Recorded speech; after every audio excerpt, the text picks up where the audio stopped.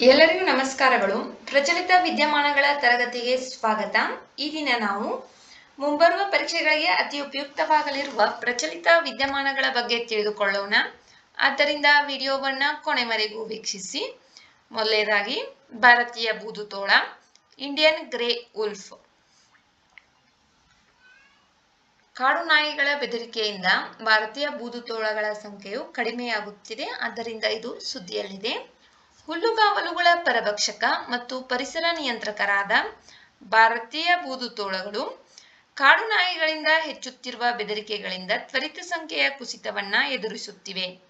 ಭಾರತೀಯ ಬೂದುತೋಳವು ಭಾರತೀಯ ಉಪಖಂಡ ಮತ್ತು ನೈಋತ್ಯ ಏಷ್ಯಾದಲ್ಲಿ ಕಂಡುಬರುವ ಬೂದುತೋಳದ ಉಪಜಾತಿಯಾಗಿದೆ. ಭಾರತೀಯ ಬೂದುತೋಳ ಕ್ಯಾನಿಸ್ ಲೂಪಸ್ ಪ್ಯಾಲಿಪ್ಸ್ ಭಾರತದ ಅರೆಶುಷ್ಕ ಮತ್ತು ತೆರೆದ ಹುಲ್ಲುಗಾವಲು ಪ್ರದೇಶಗಳಲ್ಲಿ, ಮುಖ್ಯವಾಗಿ ಮಧ್ಯಪ್ರದೇಶ, ರಾಜಸ್ಥಾನ್, ಗುಜರಾತ್ ಮತ್ತು ಮಹಾರಾಷ್ಟ್ರದ ಕೆಲವು ಭಾಗಗಳಲ್ಲಿ ಕಂಡುಬರುತ್ತದೆ. ಇದು ಕುರುಚಲು ಕಾಡುಗಳು, ಅರೆಶುಷ್ಕ ಹುಲ್ಲುಗಾವಲುಗಳು ಮತ್ತು ಪಶುಪಾಲನಾ ಕೃಷಿ ಪರಿಸರ ವ್ಯವಸ್ಥೆಗಳಲ್ಲಿ ವಾಸಿಸುತ್ತದೆ. ಇದು ಸಾಮಾನ್ಯವಾಗಿ ರಾತ್ರಿಯ ಪ್ರಾಣಿ, ಸಣ್ಣ ಹಿಂಡುಗಳಲ್ಲಿ ಬೇಟೆಯಾಡುತ್ತದೆ ಮತ್ತು ಇತರ ತೋಳ ಉಪಜಾತಿಗಳಿಗಿಂತ ಕಡಿಮೆ ಧ್ವನಿಯನ್ನ ಹೊಂದಿರುತ್ತದೆ. ಪಶ್ಚಿಮದಲ್ಲಿ ಇಸ್ರೇಲ್ನಿಂದ ಪೂರ್ವದಲ್ಲಿ ಭಾರತೀಯ ಉಪಖಂಡದವರೆಗೆ ಈ ಜಾತಿಯು ಕಂಡುಬರುತ್ತದೆ. ಇದನ್ನ IUCN ಕೆಂಪು ಪಟ್ಟಿಯಲ್ಲಿ ಕಡಿಮೆ ಕಾಳಜಿ ಎಂದು ಹಾಗೂ ಭಾರತದಲ್ಲಿ ಸ್ಥಳೀಯವಾಗಿ ಅಳಿವಿನಂಚಿನಲ್ಲಿರುವುದಾಗಿ ಪರಿಗಣಿಸಲಾಗಿದೆ. IUCN international union for conservation of nature CITES ಅನುಬಂಧ 1ರಲ್ಲಿ ಅಳಿವಿನಂಚಿನಲ್ಲಿರುವ ಪ್ರಭೇದವಾಗಿದೆ. CITES convention on international trade in endangered species of wild fauna and flora, ವನ್ಯಜೀವಿ ರಕ್ಷಣಾ ಕಾಯ್ದೆ 1972 ಭಾರತದಲ್ಲಿ ಅತ್ಯುನ್ನತ ಮಟ್ಟದ ರಕ್ಷಣೆಯನ್ನು ಒದಗಿಸುವ ವೇಳಾಪಟ್ಟಿ 1ರಲ್ಲಿ ಬೂದುತೋಳವಿದೆ. ಕಾಡು ನಾಯಿಗಳ ಬೆದರಿಕೆಯಿಂದ ಬೂದುತೋಳಗಳ ಸಂಖ್ಯೆಯು ಕಡಿಮೆಯಾಗುತ್ತಿದೆ.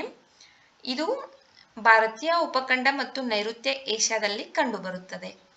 ಭಾರತದಲ್ಲಿ ಮಧ್ಯಪ್ರದೇಶ, ರಾಜಸ್ಥಾನ್, ಗುಜರಾತ್ ಮತ್ತು ಮಹಾರಾಷ್ಟ್ರ ರಾಜ್ಯದ ಕೆಲವು ಭಾಗಗಳಲ್ಲಿ ಬೂದುತೋಳಗಳು ಕಂಡುಬರುತ್ತವೆ.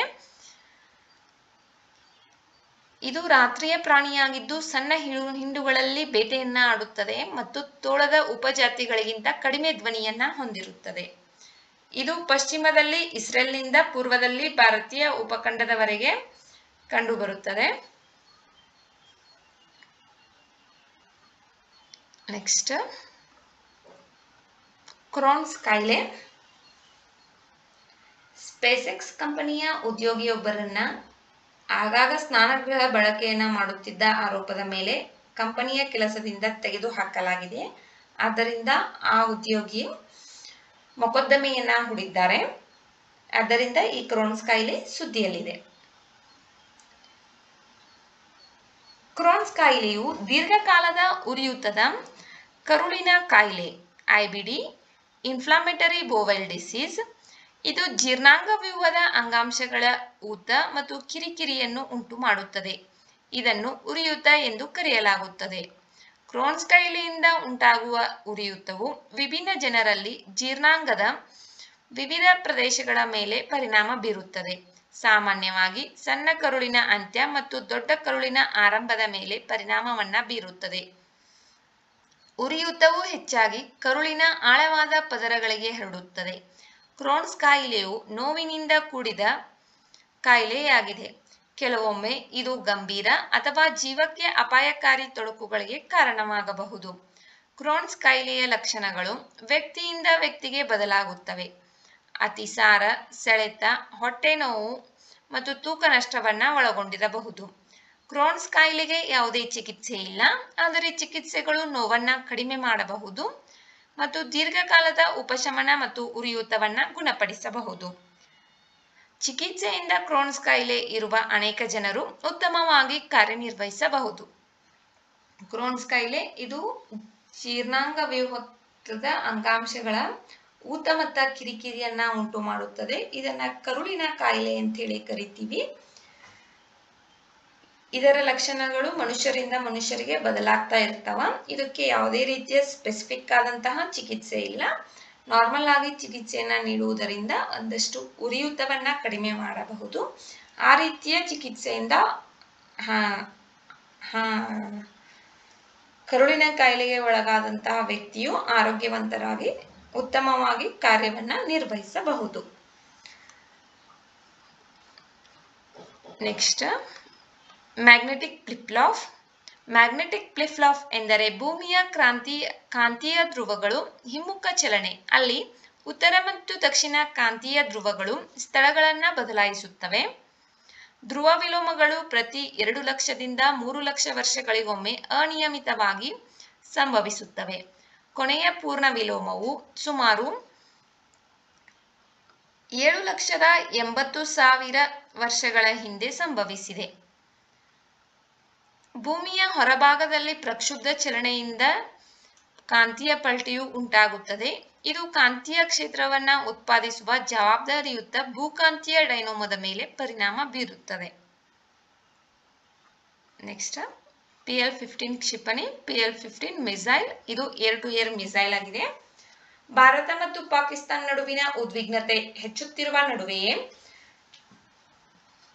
ಪಂಜಾಬ್ನ ಹೋಶಿಯಾರ್ಪುರದಲ್ಲಿ ಸಂಪೂರ್ಣವಾಗಿ ಹಾನಿಗೊಳಗಾದ ಚೀನಾ ನಿರ್ಮಿತ PL-15 ದೀರ್ಘ ವ್ಯಾಪ್ತಿಯ ವಾಯುವಿನಿಂದ ವಾಯುಗೆ ಚಿಮ್ಮುವ ಕ್ಷಿಪಣಿಯನ್ನ ವಶಪಡಿಸಿಕೊಳ್ಳಲಾಗಿದೆ. PL-15 ಕ್ಷಿಪಣಿ ಇದು ಥಂಡರ್ಬೋಲ್ಟ್ 15 ಎಂದು ಕರೆಯಲ್ಪಡುವ ದೀರ್ಘ ಶ್ರೇಣಿಯ ದೃಶ್ಯ ಶ್ರೇಣಿಯನ್ನು ಮೀರಿದ ವಾಯುವಿನಿಂದ ವಾಯುಗೆ ಚಿಮ್ಮುವ ಕ್ಷಿಪಣಿಯಾಗಿದೆ. ಇದರ ವ್ಯಾಪ್ತಿಯು ದೇಶೀಯ ಚೀನಿ ಆವೃತ್ತಿಯು 200ರಿಂದ 300 ಕಿಲೋಮೀಟರ್ ವ್ಯಾಪ್ತಿಯನ್ನ ಹೊಂದಿದೆ. ರಫ್ತು ರೂಪಾಂತರವಾದ PL-15E ಘೋಷಿತ 145 ಕಿಲೋಮೀಟರ್ ಗರಿಷ್ಠ ವ್ಯಾಪ್ತಿಯನ್ನ ಹೊಂದಿದೆ. PL-15 dual pulse gun propellant rocket motor ಅನ್ನ ಹೊಂದಿದ್ದು, ಇದು ಮ್ಯಾಕ್ 5 ಗಿಂತ ಹೆಚ್ಚಿನ ವೇಗವನ್ನ ತಲುಪಲು ಅನುವು ಮಾಡಿಕೊಡುತ್ತದೆ. ಭಾರತ ಮತ್ತು ಪಾಕಿಸ್ತಾನ ನಡುವಿನ ಉದ್ವಿಗ್ನತೆಯ ಸಂದರ್ಭದಲ್ಲಿ ಪಂಜಾಬ್ನ ಹೋಶಿಯಾರ್ಪುರದಲ್ಲಿ ಚೀನಾ ನಿರ್ಮಿತ PL-15 ಅನ್ನ ವಶಪಡಿಸಿಕೊಳ್ಳಲಾಗಿದೆ. ಇದನ್ನ ಥಂಡರ್ಬೋಲ್ಟ್ 15 ಎಂದು ಕರೆಯಲಾಗುತ್ತದೆ. ಇದರ ವ್ಯಾಪ್ತಿ ಚೀನಾದ ದೇಶೀಯ ವ್ಯಾಪ್ತಿಯಲ್ಲಿ 200ರಿಂದ 300 ಕಿಲೋಮೀಟರ್ ಇದೆ. ರಫ್ತು ರೂಪಾಂತರವಾದಂತಹ PL-15E ಯಲ್ಲಿ 145 ಗರಿಷ್ಠ ವ್ಯಾಪ್ತಿಯನ್ನ ಹೊಂದಿದೆ. ಇದು ಮ್ಯಾಕ್ 5 ಗಿಂತ ಹೆಚ್ಚಿನ ವೇಗವನ್ನ ಹೊಂದಿದೆ. Dual pulse gun propellant rocket motor ಅನ್ನ ಇದು ಹೊಂದಿದೆ. ನೆಕ್ಸ್ಟ್, ಗ್ರೇಟ್ ನಿಕೋಬಾರ್ ದ್ವೀಪ.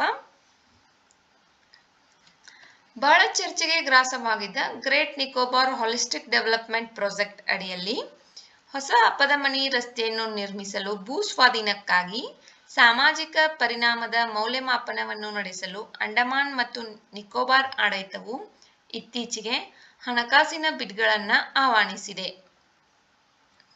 ಗ್ರೇಟ್ ನಿಕೋಬಾರ್ ದ್ವೀಪ ಇಲ್ಲಿದೆ. ಇದು ಗ್ರೇಟ್ ನಿಕೋಬಾರ್ ದ್ವೀಪ.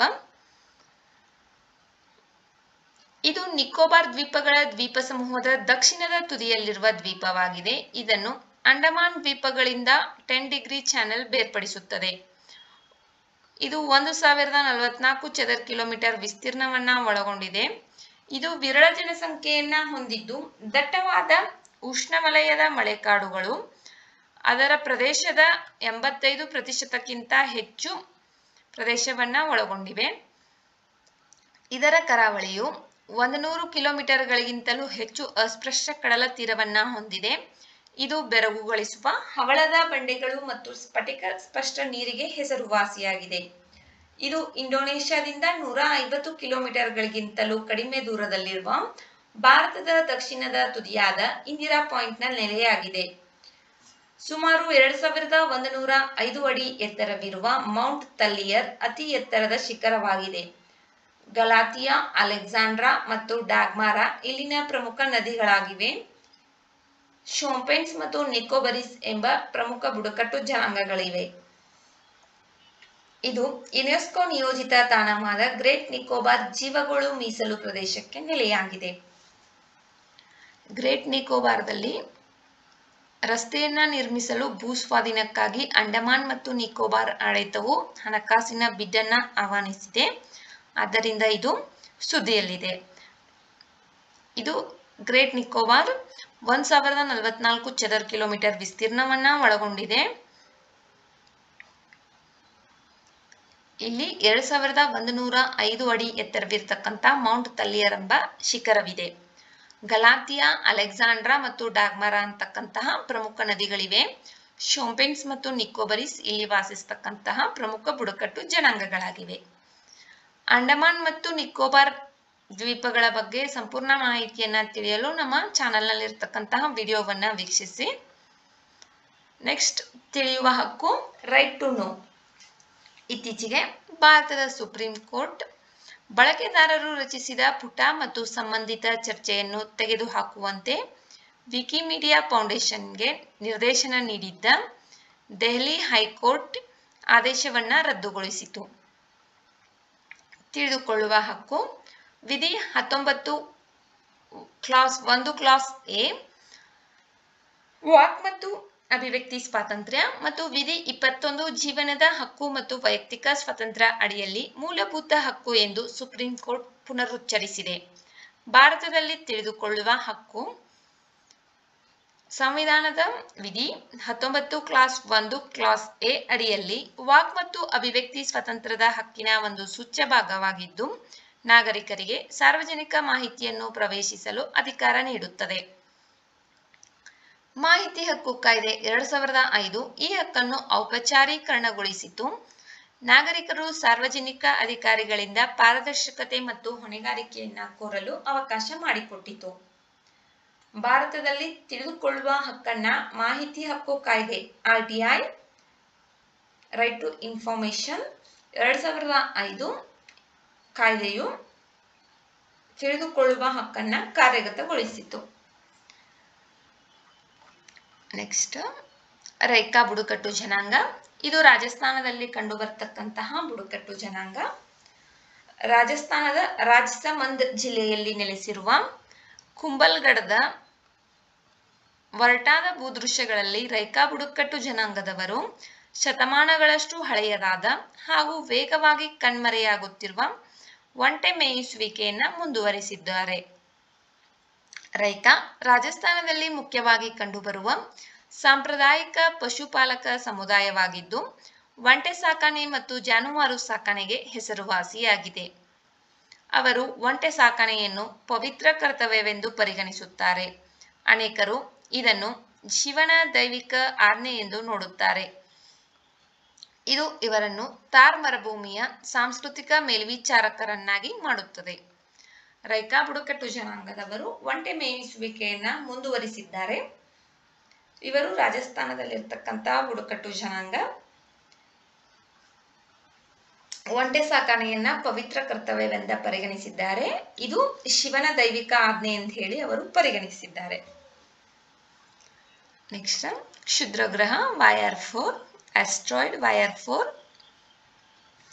ಏಪ್ರಿಲ್ 2, 2025ರಂದು ನಾಸಾ ಕ್ಷುದ್ರಗ್ರಹ 2024 YR4 ಡಿಸೆಂಬರ್ 22, 2032ರಂದು ಚಂದ್ರನೊಂದಿಗೆ ಡಿಕ್ಕಿ ಹೊಡೆಯುವ 3.8% ಸಂಭವನೀಯತೆಯನ್ನ ಹೊಂದಿದೆ ಎಂದು ಹೇಳಲಾಗುತ್ತಿದೆ. ಕ್ಷುದ್ರಗ್ರಹ YR4 ಎಂಬುದು ಡಿಸೆಂಬರ್ 2024ರಲ್ಲಿ ಚೀಲಿಯ ಅಟ್ಲಾಸ್ ದೂರದರ್ಶಕವನ್ನ ಬಳಸಿಕೊಂಡು ಕಂಡುಹಿಡಿಯಲಾದ ಭೂಮಿಯ ಸಮೀಪವಿರುವ ಕ್ಷುದ್ರಗ್ರಹವಾಗಿದೆ. ಜೇಮ್ಸ್ ವೆಬ್ ಬಾಹ್ಯಾಕಾಶ ದೂರದರ್ಶಕದ ಹೊಸ ಅತಿಗೆಂಪು ದತ್ತಾಂಶವು ಅದರ ಗಾತ್ರವನ್ನು 65 ಮೀಟರ್ ಎಂದು ಅಂದಾಜಿಸಿದೆ. ಇದು 10 ಅಂತಸ್ತಿನ ಕಟ್ಟಡಕ್ಕೆ ಹೋಲಿಸಬಹುದು. ಇದು ಸಂಭಾವ್ಯ ಅಪಾಯಕಾರಿ ಕ್ಷುದ್ರಗ್ರಹ ಎಂದು ವರ್ಗೀಕರಿಸಲು 140 ಮೀಟರ್ ಮಿತಿಗಿಂತ ಕಡಿಮೆ ಇದೆ. ಇದಕ್ಕೂ ಮೊದಲು YR4 ಭೂಮಿಗೆ ಅಪ್ಪಳಿಸುವ ಸಾಧ್ಯತೆ 3.1%ದಷ್ಟಿತ್ತು. ಆದರೆ ಇತ್ತೀಚಿನ ಪಥ ವಿಶ್ಲೇಷಣೆಯು ಭೂಮಿಗೆ ಅತ್ಯಲ್ಪ ಅಪಾಯವನ್ನ ತೋರಿಸುತ್ತಿದೆ. ಆಸ್ಟ್ರಾಯ್ಡ್ YR4 ಇದು ಡಿಸೆಂಬರ್ 22, 2032ರಂದು ಚಂದ್ರನೊಂದಿಗೆ ಡಿಕ್ಕಿ ಹೊಡೆಯುವ ಸಂಭವನೀಯತೆಯು 3.8%ದಷ್ಟಿದೆ ಅಂತ ಹೇಳಿ ನಾಸಾ ತಿಳಿಸಿದೆ. ವಿಡಿಯೋ ನೋಡಿದ್ದಕ್ಕಾಗಿ ಧನ್ಯವಾದಗಳು. ವಿಡಿಯೋದಲ್ಲಿರುವ ಮಾಹಿತಿ ಉಪಯುಕ್ತವೆನಿಸಿದರೆ ವಿಡಿಯೋಗೆ ಒಂದು ಲೈಕ್ ಮಾಡಿ. ಮತ್ತಷ್ಟು ಮಾಹಿತಿಗಾಗಿ ನಮ್ಮ ಚಾನೆಲ್ನಲ್ಲಿರುವ ವಿಡಿಯೋಗಳನ್ನು ವೀಕ್ಷಿಸಿ. ಮುಂಬರುವ ವಿಡಿಯೋಗಳು ಮತ್ತು ಮಾಹಿತಿಗಾಗಿ ನಮ್ಮ ಚಾನೆಲನ್ನು ಉಚಿತವಾಗಿ ಸಬ್ಸ್ಕ್ರೈಬ್ ಮಾಡಿಕೊಳ್ಳಿ. ನಿಮ್ಮ ಸ್ನೇಹಿತರೊಂದಿಗೆ ಹಂಚಿಕೊಳ್ಳಿ. Thank you.